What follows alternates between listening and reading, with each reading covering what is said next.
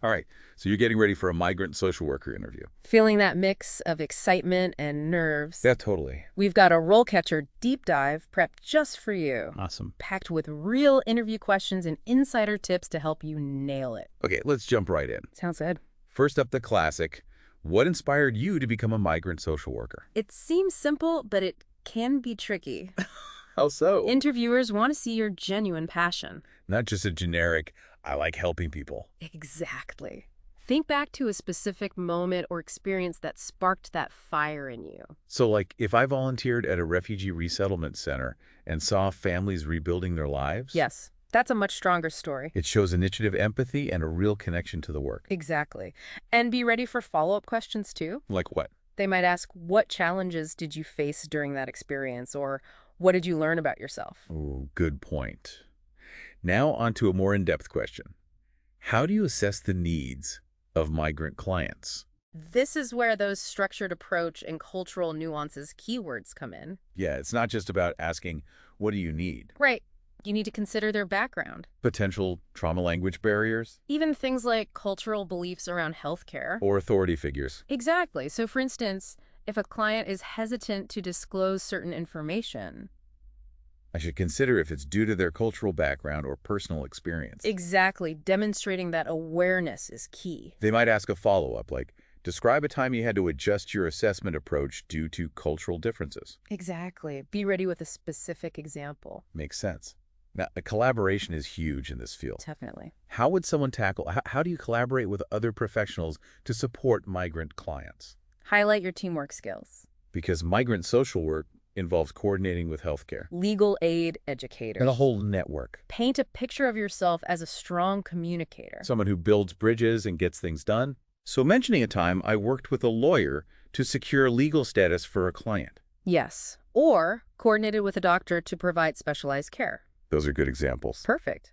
And be ready for those scenario-based follow-ups. What kind of scenarios? They might say, imagine a client is struggling to access health care due to language barriers. How would you approach this situation? Okay, this is getting real. It's like we're in the interview room. We want you to feel prepared. Another common question focuses on problem solving. Like what? Describe a time you had to navigate a complex case involving multiple stakeholders and competing priorities. Yikes. This one sounds tough. They want to see your thought process. More than just, I stayed organized. Right. Choose a case that showcases your ability to handle pressure and make sound decisions. So if I had a client facing deportation while also dealing with a health crisis, Okay. I could walk them through how I prioritized immediate needs while simultaneously working on long-term solutions. Exactly. Be sure to highlight the steps you took. And the challenges you faced. Yes. It shows you can think on your feet and act decisively. Phew. All right. Now let's talk policy, because it's a big part of advocacy. You're sure. How should someone answer? How do you advocate for the rights and needs of migrant communities at the policy level? They want to see that you're not just helping individuals, but thinking about systemic change. Do I stay up to date on policy changes? Exactly. Participate in advocacy groups? Yes. Yes. Have you ever contacted your local representatives about an issue?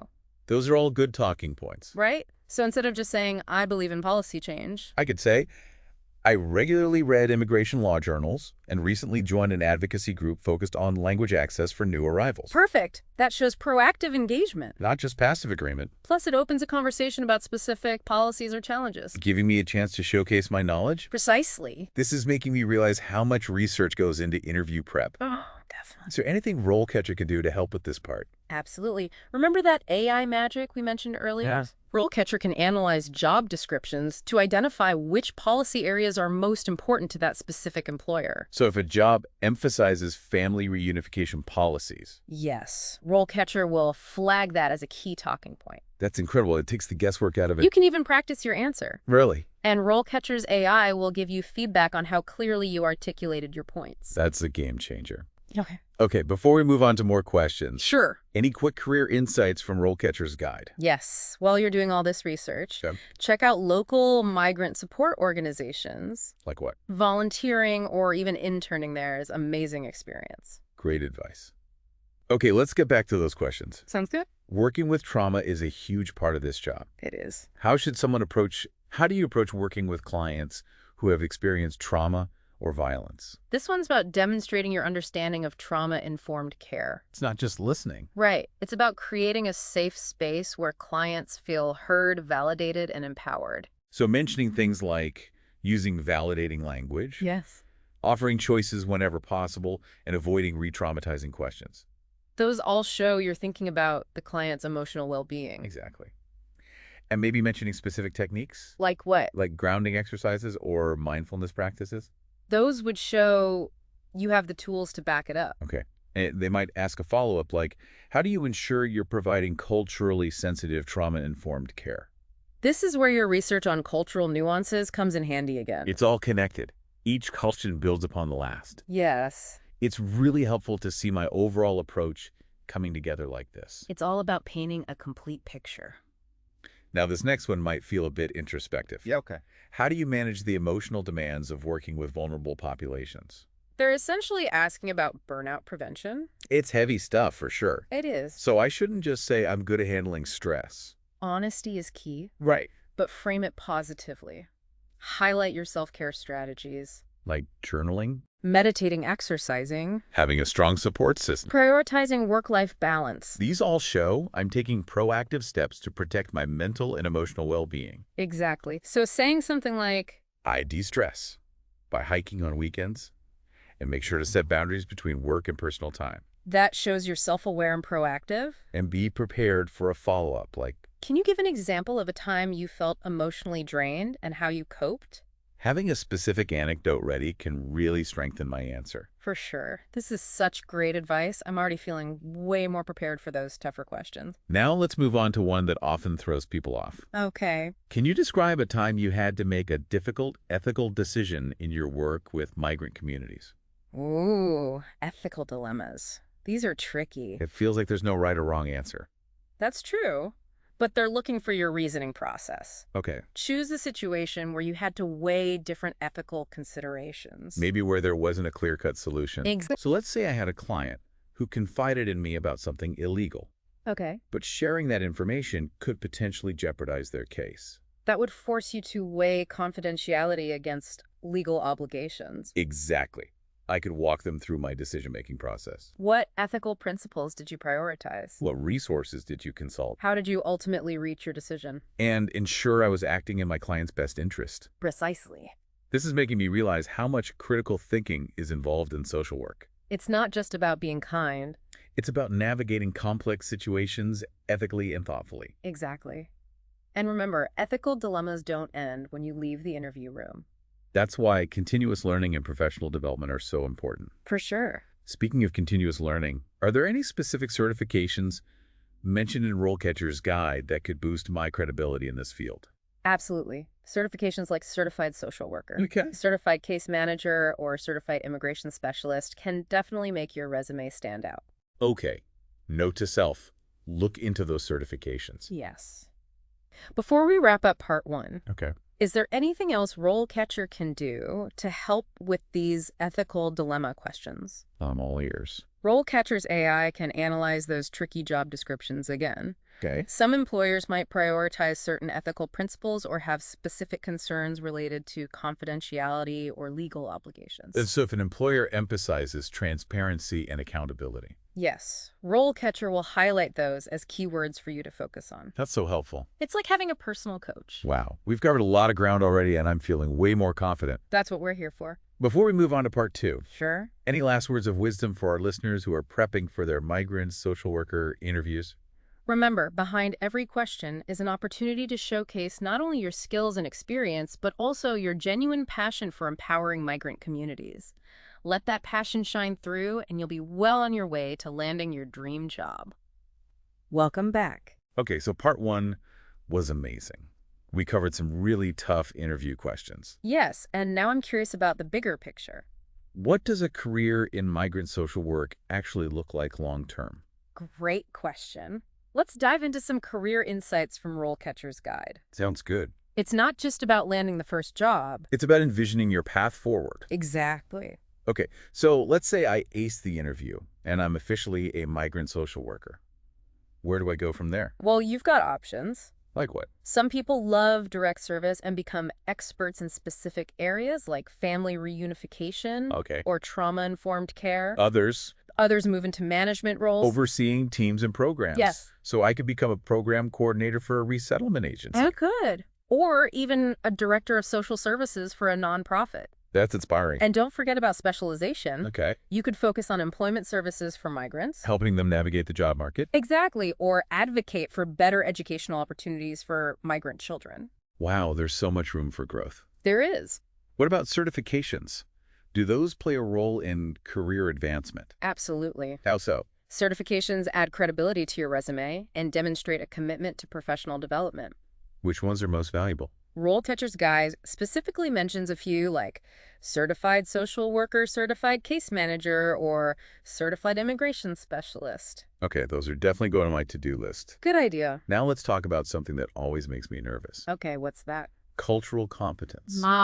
Yes. It's crucial. I want to make sure I'm approaching this work with sensitivity and respect. It goes beyond just knowing different customs. I see. It's about understanding how cultural background shapes a person's worldview experiences and even their responses to help. So, for instance, some cultures might be hesitant to disclose personal information. Yes, or prefer indirect communication styles. It's about recognizing and respecting those differences. Exactly. And being aware of your own biases and assumptions. So they might ask me something like, describe a time you had to adjust your communication style or approach due to cultural differences. Yes. Be ready for that one. This reminds me of something we discussed in part 1. What's that?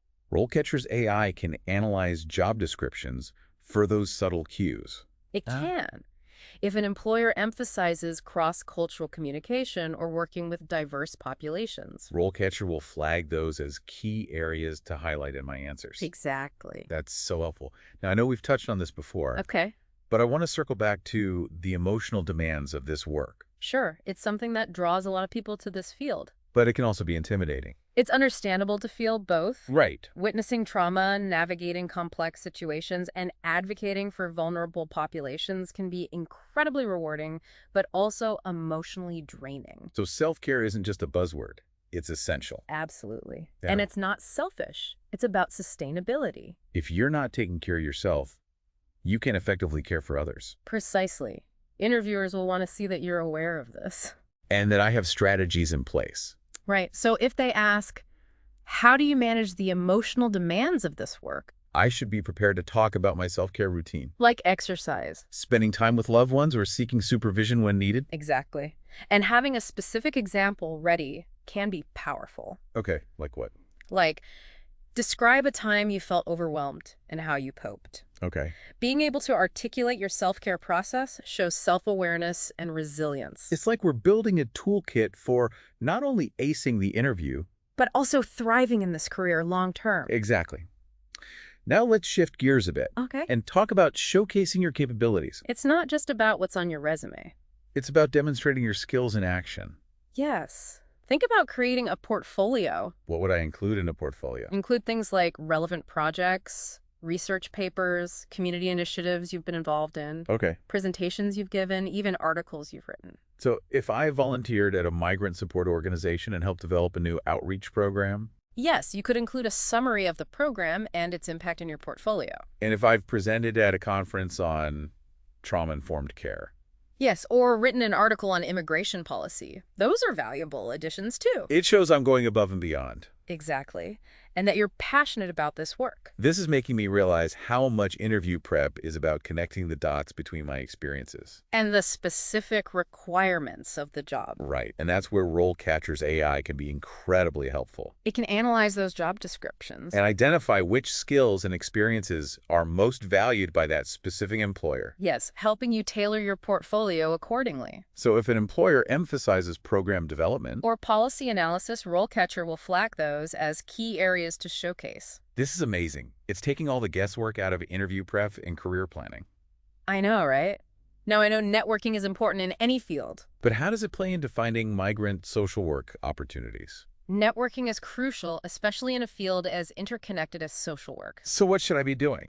Attend conferences and workshops, join professional organizations. Like what? Like the National Association of Social Workers, connect with local migrant support groups Yeah. and reach out to people working in the field for informational interviews. So it's about building relationships and learning from others who are already doing the work. Exactly.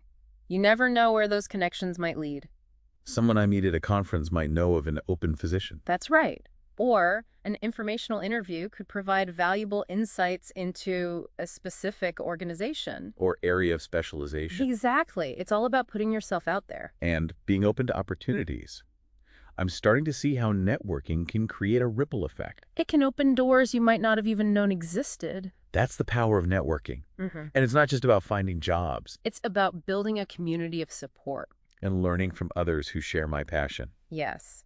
Before we move on to part 3, any final words of wisdom from RoleCatcher's Guide about navigating the job search process? I'm all ears. Remember that the job search can be a marathon, not a sprint. Okay. Stay organized, prioritize self-care, and don't be afraid to reach out for support when you need it. And most importantly, don't give up on your dream of making a difference in the lives of migrant communities. why not? Your passion and dedication are needed now more than ever. Well, parts 1 and 2 were jam-packed with incredible advice. I know, right? But before we wrap up, Yes. I want to touch on something we haven't explicitly discussed yet. What's that? The why behind all of this. I like where you're going with this. We've talked about skills, experience, certifications. But what about the driving force behind it all? Exactly. What kind of impact do you envision making as a migrant social worker? That's a powerful question to reflect on. What unique strengths and passions will you bring to the table? It's about aligning your personal why with the needs of the community you'll be serving. Finding that sweet spot where your skills and passions intersect with the opportunity to make a real difference. Think about it this way. Every social worker brings their own unique perspective and lived experiences to the table. What's yours? What story will you bring to this work? It's not just about filling a job opening. It's about becoming part of a movement for social justice and human dignity. Beautifully said. Remember, your passion will shine through in those interviews. Authenticity is key. When you genuinely believe in the work you're doing, it shows. So as you prep for those interviews, Yes. don't just focus on memorizing answers. Right. Take some time to reflect on your why. Why migrant social work? What change do you want to see in the world? Because ultimately, that passion and sense of purpose will be your greatest asset. It'll fuel my dedication, resilience, and commitment to empowering migrant communities. Exactly. So to all our aspiring migrant social workers out there, Remember this. you are needed. Your skills, Your empathy. your unwavering belief in a better world. Those are all essential ingredients in creating positive change. Go out there and shine. We at The Deep Dive are cheering you on every step of the way. Thanks for joining us, and best of luck in your interviews. You've got this.